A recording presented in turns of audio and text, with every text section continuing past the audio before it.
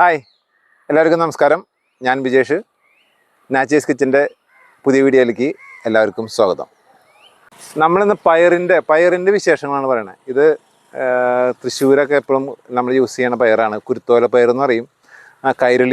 കൈരളിയുടെ തന്നെ കൈരളി എന്ന് പറയേണ്ടത്. ഇതിനെ കുരുത്തോലയുടെ തന്നെ പല വെറൈറ്റീസ് ഉണ്ട്. 16 മണി, 20 മണി, 22 അങ്ങനെയൊക്കെ പറഞ്ഞിട്ടുള്ളതുണ്ട്.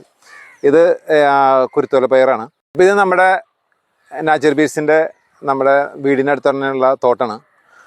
ഇത് ഏകദേശം ഒരു 25-30 സെൻറ്റ് സ്ഥലം ഉണ്ടാവും.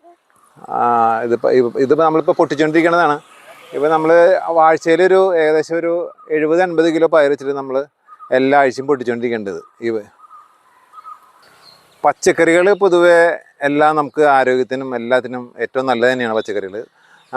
പയർ എന്ന് പറഞ്ഞു കഴിഞ്ഞാൽ ഏറ്റവും കൂടുതൽ നമുക്ക് ഈ ഷുഗർ പേഷ്യൻസിന് അതിൻ്റെ ഈ ഗ്ലൈസമിക് ഇൻഡെക്സ് കുറയ്ക്കാനായിട്ട്, ഗ്ലൈസമിക് എന്ന് പറഞ്ഞാൽ നമ്മൾ ഭക്ഷണം കഴിച്ച് കഴിയുമ്പോൾ പഞ്ചസാരയുടെ അളവ് കൂടണതാണ്.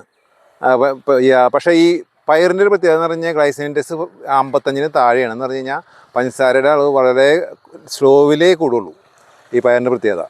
പിന്നെ നമ്മുടെ നാട്ടിൽ ഇപ്പോൾ കേരളത്തിൽ എന്ന് പറഞ്ഞു കഴിഞ്ഞാൽ ഏറ്റവും കൂടുതൽ ആൾക്കാർ പച്ചക്കറിയിൽ ഇഷ്ടപ്പെടുന്നത് പയറാണ്. ഏറ്റവും പ്രധാനപ്പെട്ടത് പയറാണെന്നാണ് എൻ്റെ ഒരു ധാരണ. ഞങ്ങളിവിടെ തൃശ്ശൂർക്കാർക്ക് പ്രത്യേകിച്ചും പയർ, ഈ കുറ്റിപ്പയറാണ് തൃശ്ശൂർക്കാർ ഏറ്റവും കൂടുതൽ ഉപയോഗിക്കുക. അപ്പോൾ പയർ ഞങ്ങളുടെ ഒരു ദേശീയ ഭക്ഷണം മാതിരിയാണ്. പിന്നെ പയർ എന്ന് പറഞ്ഞു കഴിഞ്ഞാൽ ഈ നമുക്ക് കൊളസ്ട്രോളൊക്കെ കുറയ്ക്കാനൊക്കെ ആയിട്ട് നല്ലൊരു ഭക്ഷണമുണ്ട്. നമുക്ക് ഡയറ്റിങ്ങിനൊക്കെ ഉൾപ്പെടുത്താൻ പറ്റിയ ഈ ഫൈബർ കണ്ടൻറ്റ് ഭയങ്കര കൂടുതലാണ് ഇതിൽ.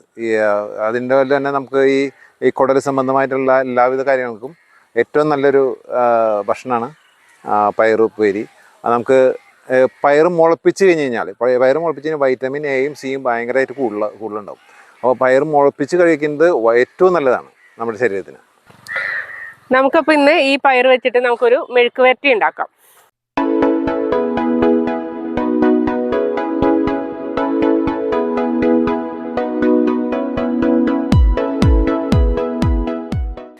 അതിപ്പോൾ നമ്മുടെ പയർ നമുക്ക് ഇതിനകത്ത് ഭൂരിഭാഗവും നമ്മൾ ദുബായിക്ക് തന്നെ നമ്മുടെ ഷോപ്പിലേക്ക് തന്നെയാണ് കയറി പോണത്.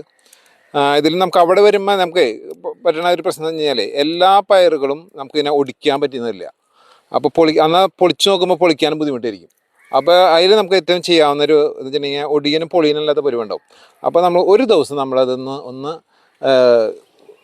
ഉപയോഗിക്കാണ്ട് വെക്കുകയാണെന്നുണ്ടെങ്കിൽ പിറ്റേ ദിവസത്തേക്ക് നമുക്ക് നല്ല സുഖമായിട്ട് നമുക്ക് പൊളിച്ചെടുക്കാൻ പറ്റും. നമ്മളുടെ പയറിപ്പോൾ നമ്മൾ നന്നാക്കി എടുത്തിട്ടുണ്ട്. ഇത് നമ്മൾ മിക്സ് ചെയ്തെടുത്തിരിക്കുന്നത് ഒടിയനും ഉരിയനും കൂടിയിട്ട്. ഇങ്ങനെയാണ് നമ്മൾ സാധാരണ ഇവിടെ എടുക്കാറ്. ഇനി നമുക്കിത് വേവിക്കാൻ വെക്കാം. ഇത് കഴുകിയൊക്കെ വൃത്തിയാക്കിയ പയറാണ്. നമ്മളിതിൻ്റെ ഇപ്പോൾ ആവശ്യത്തിനുള്ള വെള്ളം ഒഴിച്ചിട്ടുണ്ട്. ഇനി നമുക്ക് കുറച്ച് ഉപ്പിടാം, കുറച്ച് മഞ്ഞൾപ്പൊടിയും കൂടി ഇട്ട് കൊടുക്കാം. നമുക്കിത് നോക്കി നോക്കാം എത്രയായിന്ന്. ഇതിൻ്റെ ഒരു സ്മെല്ലുണ്ട്. തുറക്കുമ്പോൾ ഇതിൽ നിന്നുള്ള ആവിയുടെ ഒരു സ്മെല്ലുണ്ട്. അത് നമുക്ക് വേറെ ഒരു പച്ചക്കറി വെച്ചാലും നമുക്ക് ആ ഒരു സ്മെല്ല് കിട്ടില്ല. ഒരു പ്രത്യേക ഒരു സ്മെല്ലാണ്. കുറച്ചും കൂടി വെവാനുണ്ട് നമുക്കിത്. ഇപ്പം നമ്മുടെ പയർ വെന്ത് കിട്ടിയിട്ടുണ്ട്.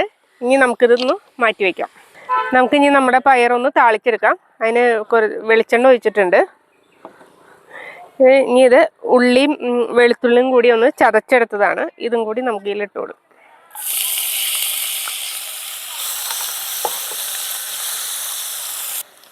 ഇപ്പം നമ്മുടെ ഉള്ളിയും വെളുത്തുള്ളിയും മൂത്ത് വന്നിട്ടുണ്ട്. ഇനി നമുക്ക് ഞാൻ ഉണക്കമുളകൊന്ന് ചതച്ചെടുത്തതാണ്. ഇത് നമുക്ക് ഇട്ട് കൊടുക്കാം.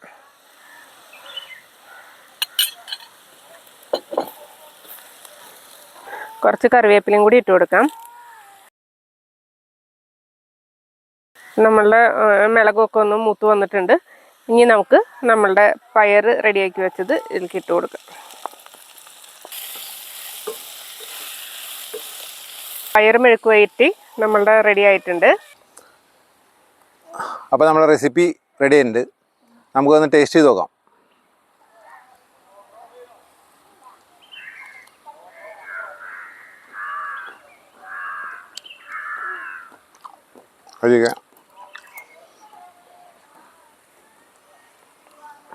ഇതുണ്ടല്ലോ, നമ്മൾ കഞ്ഞിയുടെ കൂടെ നല്ല മട്ടരി കഞ്ഞിയുടെ കൂടെ കഴിക്കുന്നതല്ല, ഒരു കിണ്ണം കഞ്ഞി ഇപ്പോൾ കുടിക്കുക.